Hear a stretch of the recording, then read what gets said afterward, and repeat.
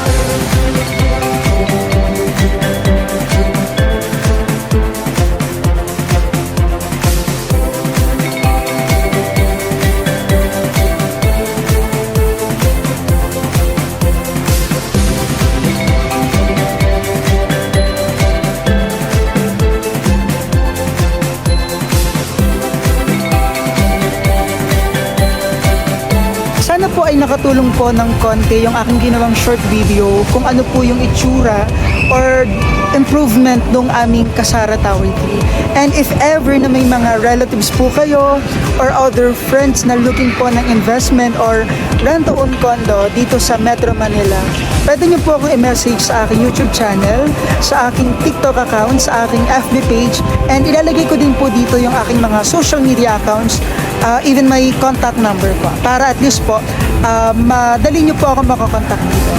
Again, thank you so much po and bye!